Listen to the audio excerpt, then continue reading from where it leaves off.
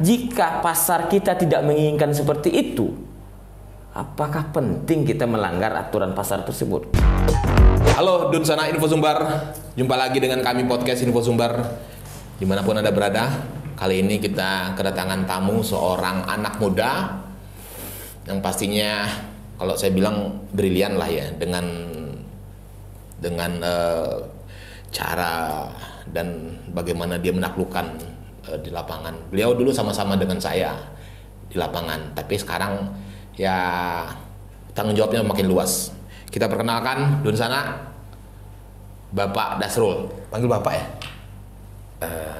Dasrul sih. Dasrul aja. Dasrul saja. Orang Padang. Sebelah mana Padangnya, Pak? Orang Padang, orang Pauh, di daerah timurnya Kota Padang, dekat kampus UNAN. Pusatnya pergerakan dan perjuangan orang pantai barat Sumatera, Pauh itu pergerakan. Dan itu sampai sekarang juga masih, karena pusat pendidikan dan juga pergerakan pemikiran Pauh juga.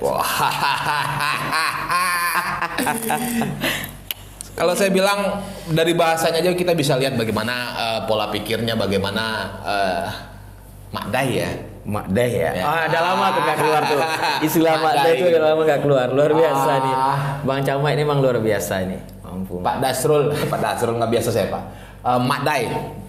Adik-adik saya di lapangan dulu yang memang sekarang sudah menjadi ketua KPID Sumatera Barat.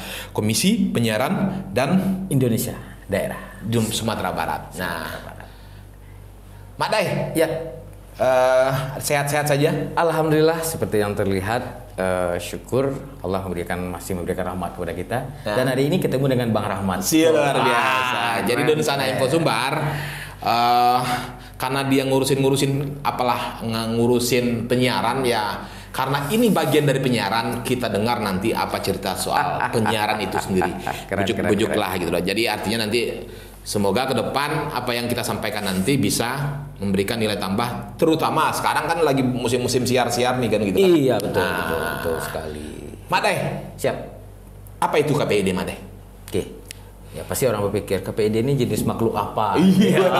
Tiba-tiba dari nama hadir gitu ya. Ini ada komisi ini gitu. Seperti apa gitu ya. Jadi gini, KPID ini merupakan lembaga independen negara yang dibentuk undang-undang amanah, undang-undang penyiaran, undang-undang tahun 32 2009. 2009 ya? 2009 kalau tidak salah ya.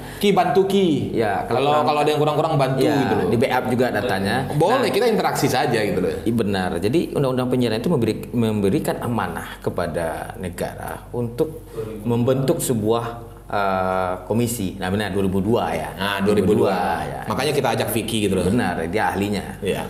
Pakar hukumnya KPID itu beliau. Siap. Nah jadi dengan adanya amanah undang-undang itu memungkinkan setiap provinsi membentuk KPID di setiap daerah di Indonesia.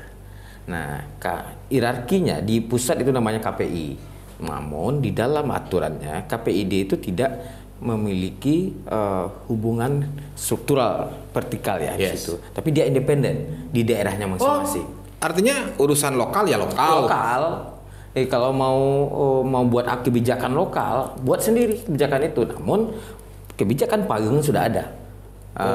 Umum ya? Umum. Itu dan inilah dengan adanya undang-undang otonomi daerah, adanya sekarang, apalagi sekarang terbentuk dan disahkan undang-undang tentang pembentukan Provinsi Sumatera Barat, akan memberikan celah yang cukup besar untuk identitas sendiri. Membentuk kewenangan sendiri, kebijakan sendiri, sepanjang tidak menyalahi aturan dari pusat yang lebih tinggi. Itu Bang Camai. Nah tentu pertanyaannya, ini dasarnya sudah jelas. Nah lembaganya apa? Lembaganya dibentuk untuk mengawasi, mengontrol, dan juga menindak lembaga penyiaran yang menyalahi aturan tentang penyiaran. Udah kayak polisi dong, tindak-tindak gitu loh, pakai tilang lah. Nah, ini yang cukup menarik ini. Nah, komisi ini dia sebenarnya bisa sebagai lembaga penindakan jika menyalahi aturan. Jadi memang dia benar, bisa dia jadi polisi juga, dia jadi jaksa juga, langsung jadi hakim gitu ya. Jadi semuanya dia pegang di situ. Kami juga dalam menjalankan amanah itu diatur oleh PKPI. Oke, apa itu peraturan? Pokok-pokoknya peraturan dari Komisi Penyiaran itu sendiri, yang di sana mengatur tentang apa sih yang dilarang dalam hal penyiaran yang berkaitan dengan masyarakat, harus hak masyarakat harus diakomodir di situ. Masyarakat itu harus mendapatkan informasi yang benar sesuai dengan peraturan yang berlaku, dan itu diwujudkan dalam bentuk P3SPS. Nah, dalam konteks penyiaran itu P3SPS itu apa tuh? Nah, perancangan peraturan dan juga standar siaran, program siaran. Jadi semuanya ada standarnya. Misalnya 24 jam bersiaran televisi misalnya dan radio. Ada siaran, ya ada standarnya. Standarnya begini. Untuk anak harus ada jamnya. Oke. Untuk pendidikan harus ada. Untuk kesehatan harus ada. Sosialisasi program pemerintah harus ada. Di sana juga ada iklan layanan, ada hiburan, ada film gitu ya. Genre-nya banyak di situ. Nah, dan juga ada redaksinya. News juga ada. Nah, itu harus ada dalam konteks program siaran televisi dan radio, terus ada semuanya. Nah, di dalam itu ada presentasinya, dan lembaga penyiaran boleh menentukan dia pilih yang mana, genre-nya hiburan atau news. Kita lihat ada media-media nasional itu dia fokus siarannya ada sekian persen news, sekian persen entertain, itu memang diatur. Ada persentase yang tegas soal itu. Misalnya soal tadi disampaikan ada segmen edukasinya, ada segmen anaknya, ada segmen yang tegas gitu loh. Ada, tapi persentase yang tegas. Persentasinya itu tergantung dari genre atau arah dari perusahaan media itu sendiri. Maunya dia kemana? Oh, mau dia news? Oke, nggak apa-apa, dia mengambil segmentasinya news di angka 60. Sisanya harus ada di situ 20% iklan layanan misalnya. Terus sisanya lagi iklan komersil di situ harus ada. Karena memang sumber pendapatan di sana. Dan juga dia membuat program itu dia pingin entertain, ya nggak masalah, ambil, tapi newsnya harus ada. Nah, jadi kewajibannya itu harus mengakomodir kebutuhan dan kepentingan masyarakat. Dan di dalam konten isi siaran, nah ada lagi nih, konten isi siaran P3SPS itu mengatur tidak boleh isi siaran yang dalam bentuk narasi, bentuk foto, bentuk video. Itu melanggar daripada peraturan P3SPS tadi. Tidak boleh merokok di jam ramah anak. Jam ramah anak itu diatur dalam jam siaran itu jam 5 sampai jam 10 malam. Kalau iklan rokok itu boleh tayang di TV dan di radio jam 10 ke atas gitu loh ya. Program juga jam 10 ke atas misalnya. Di radio pun sama. Di jam ramah anak itu tidak boleh ada iklan-iklan rokok, iklan tentang obat dewasa gitu ya, obat kuat dewasa, nggak boleh jam segitu. Terus tidak boleh juga menayangkan yang sadis, pornografi tidak boleh, merokok juga tidak boleh. Itu merokok ya? Merokok tidak boleh. Oh, pantesan kalau tapi kalau di mana namanya di podcast, di media sosial muncul kritik nih ketua.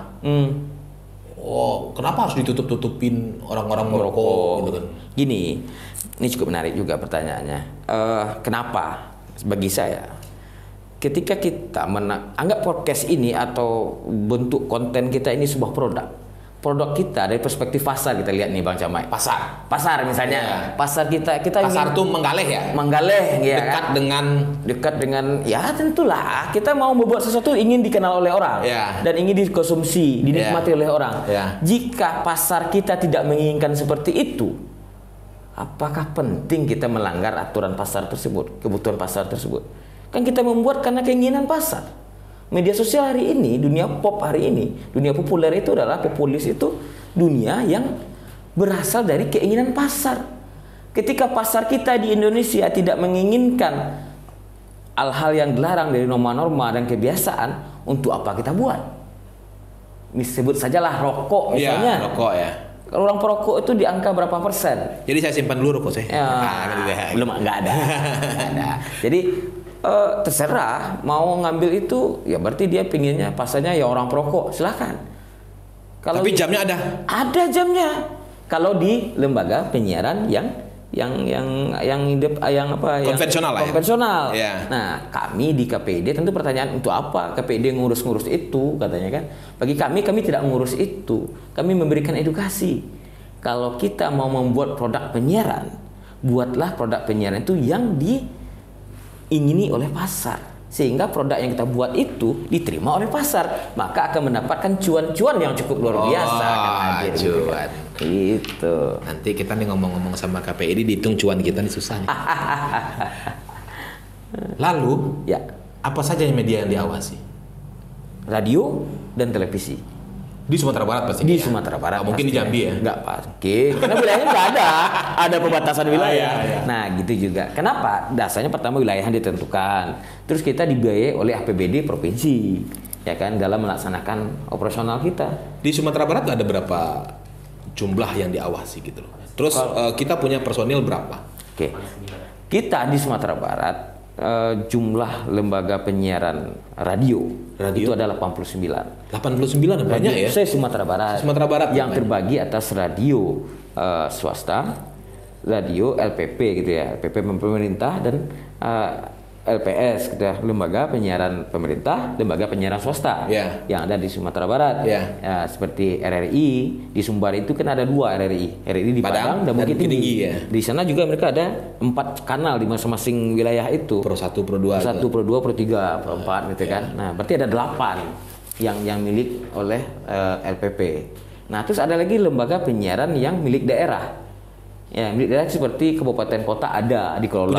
Punya radionya seperti Pesisir, ya kan. Di Pariaman juga ada. Nah, di Solo juga ada, di Sawalunto juga ada. Itu juga ada mereka. Itu radio. 89.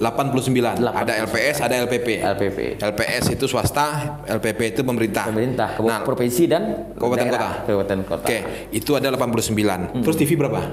Kalau dari data yang kita miliki, siaran televisi lokal yang berizin lokal itu ada di Sumbar itu ada 1 yang swastanya. Terus yang berjejaringnya ada 14. Berjejaring ya? Berjejaring. Ya, terus ada juga di LPP itu TPRI. Nah, TPRI disesuai dengan amanah undang-undang, lembaga TPRI itu wajib di angka 30% ya. Siaran lokalnya harus ada. Maka jam 3 sampai jam 7 sore itu mereka bersiaran, artinya ada di angka 3 jaman TPRI ya. Terus kalau jaring televisi jaring nasional itu SCJS itu mereka bersiaran wajib 20% di lokalnya. Nah, di televisi yang izin lokal seperti Padang TV misalnya, mereka itu bersiaran wajib lokal dan mereka kebalik, 20% wajib nasional, 80%-nya lokal. Itu di Sumatera Barat. Itu di Sumatera Barat TV, sekian banyak program yang diawasi, terus radio sekian banyak radio yang diawasi. Saya pikir begini loh,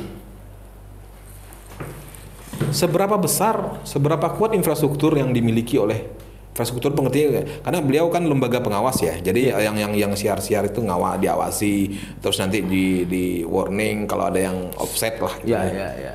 Seberapa besar infrastruktur yang dimiliki oleh KPID itu untuk ya siarannya jangan macam-macam gitu loh. Pak Caro Karajonyo gitu. Gini, kita di KPID itu kan sebuah lembaga tentu memiliki job desk kerja, program kerja dan planning kerja gitu ya.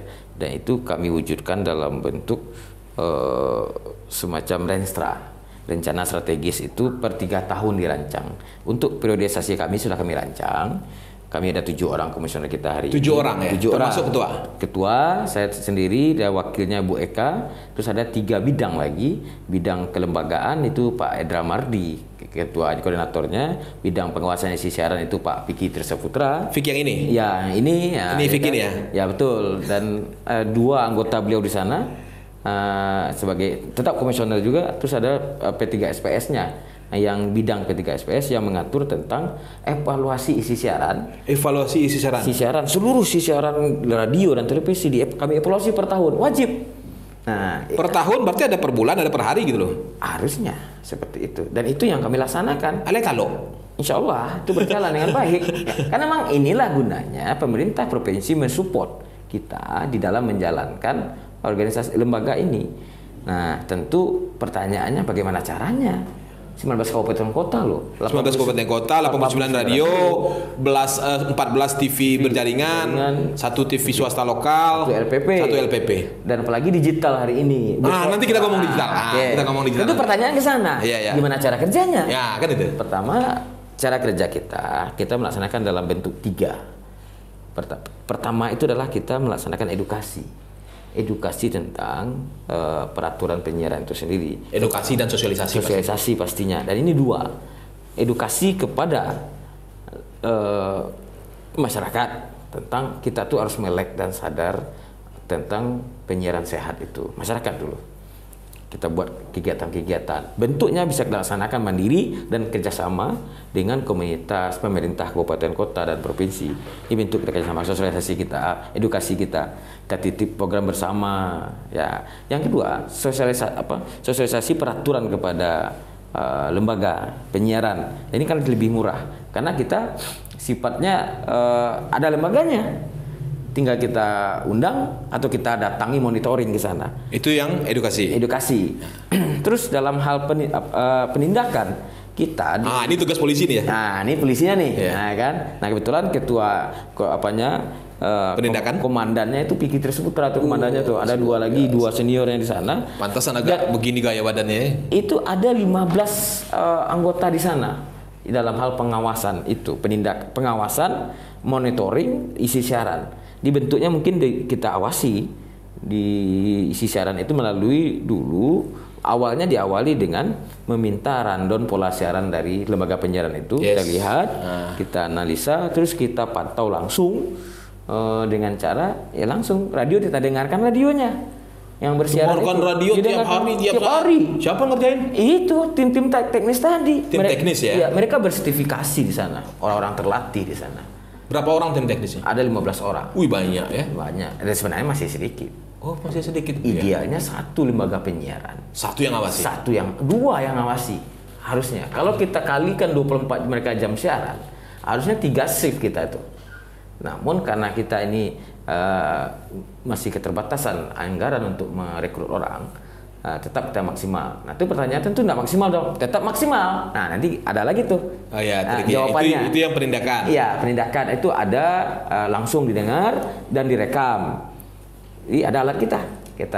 Alat untuk merekam si siaran radio. Contoh yang pernah dilakukan apa? Contoh. Nggak usah kita juga sebut media nggak usah itu. Yang udah ditindak itu.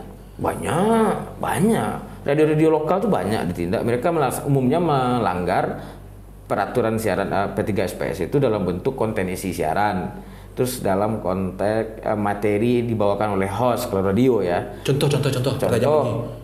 Jangan sebut lembaga, kawan.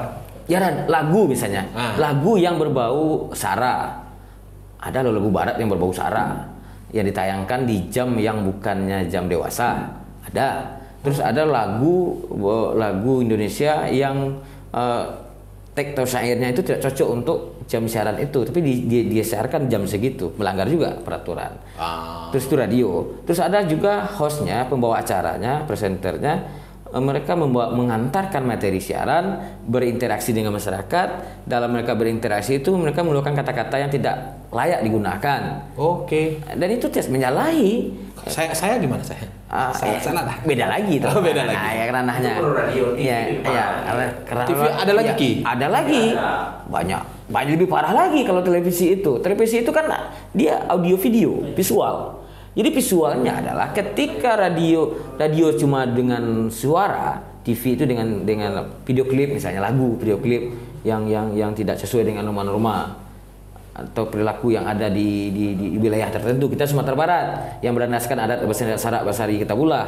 Kalau videonya tidak ada pornografinya kita cut. Kita surati lembaga penyiaran. Disurati dulu ya. Disurati. Itu prosedurnya adalah kita adanya temuan pelanggaran.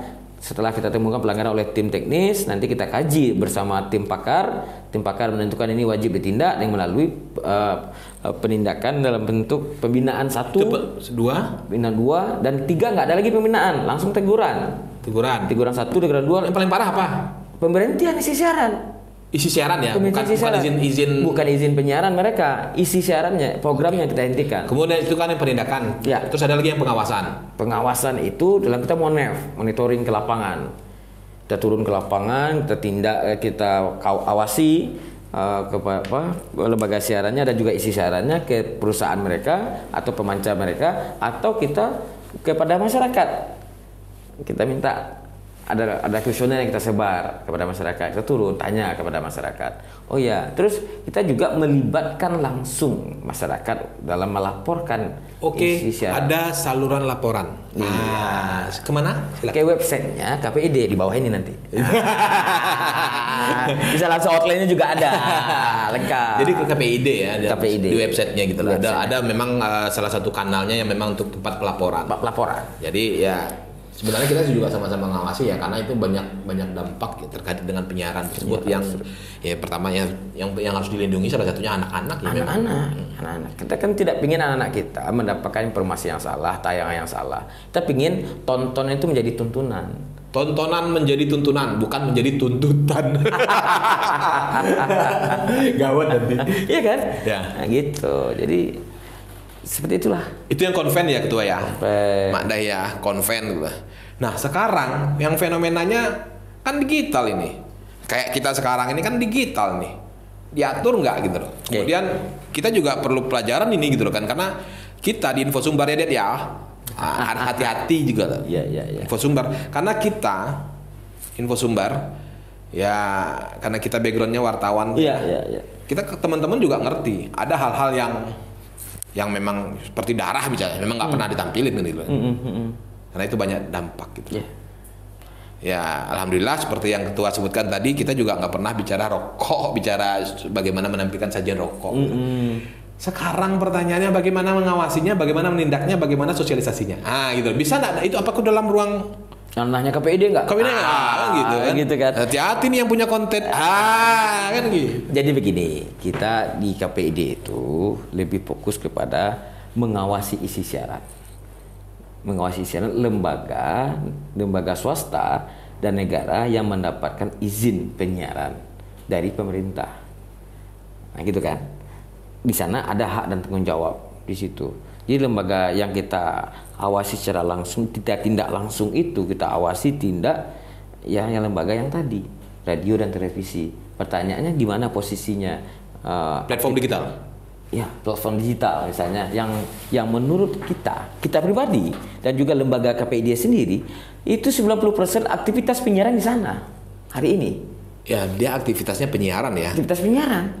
Nah, di dalam undang-undang itu memang dibahas yang dikatakan aktivitas penyiaran seperti yang dilakukan hari ini, ya kan, menggunakan kanal publik, dapat dilaksanakan secara ditonton oleh banyak orang, ya gitu kan, baik itu langsung maupun record, gitu kan.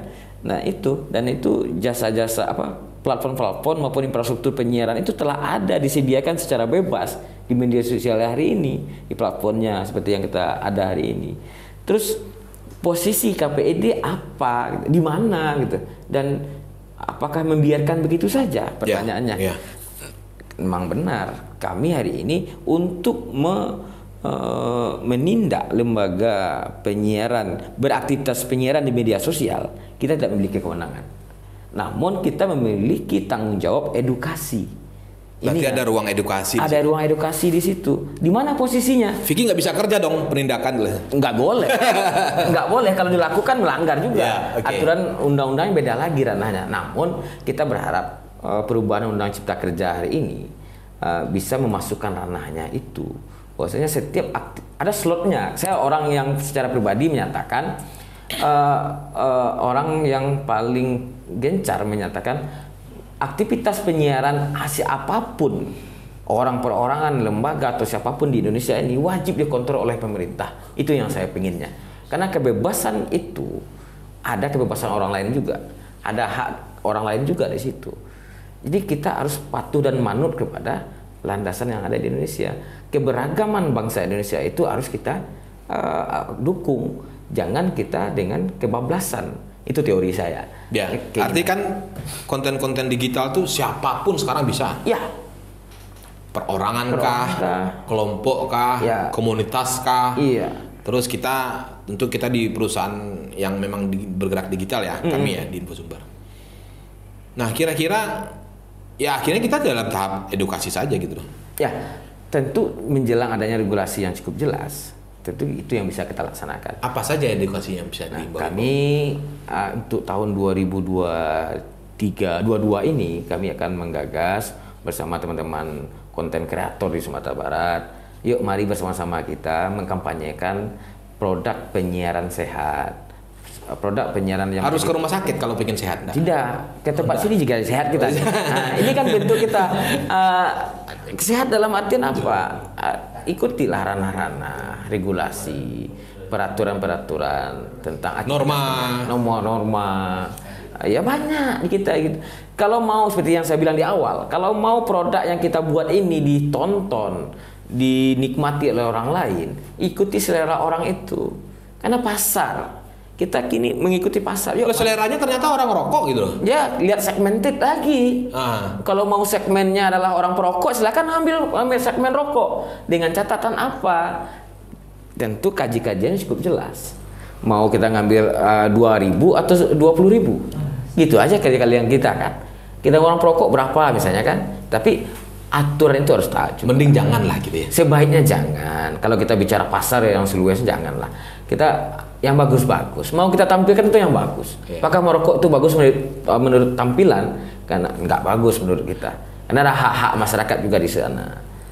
Saya pikir. Boleh nggak dikasih semacam mereka tuh nanti disurati gitu misalnya? Kita nggak ada. Nggak boleh. Kita cuma bisa mengajak mereka itu, yuk mari bersama-sama. Nanti dengan cara kita mengadakan pertemuan, kita inisiasi, kita kampanyekan itu. Seperti ini nih, kami melakukan ini. Kenapa masuk ke Infosumber? Karena kami sangat yakin ini bisa kami kampanyekan melalui Infosumber. Kan followernya cukup luar biasa kan, Infosumber. Berapa follower kita Red? Ya. Berapa? 1 juta. 1 juta. Bayangkan ditonton bahwasanya KPID datang ke sini luar biasa bagi kami gitu loh. Dan kampanye kami sampai tontonan menjadi tuntunan. Tontonan menjadi tuntunan. Jadi harapannya memang kita ajak hari ini Ketua KPID bersama Bang Vicky,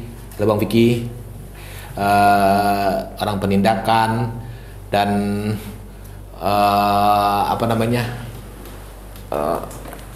untuk memberikan gambaran. Oke.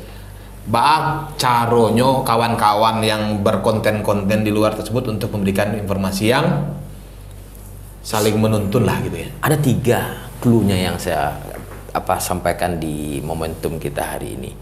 Clue yang pertama itu adalah buatlah sebuah program.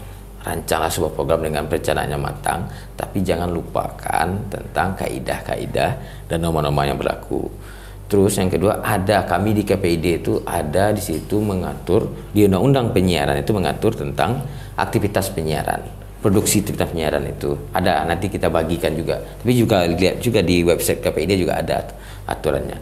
Yang ketiga, kami berharap teman-teman penggiat konten kreator Sumatera Barat hari ini di berbagai platform yang ada di Sumatera Barat, mari bersama-sama kita satukan visi, buatlah konten yang menjadi tuntunan untuk generasi kita dan masyarakat kita, menyejukkan, menenangkan. Itu yang ketiganya.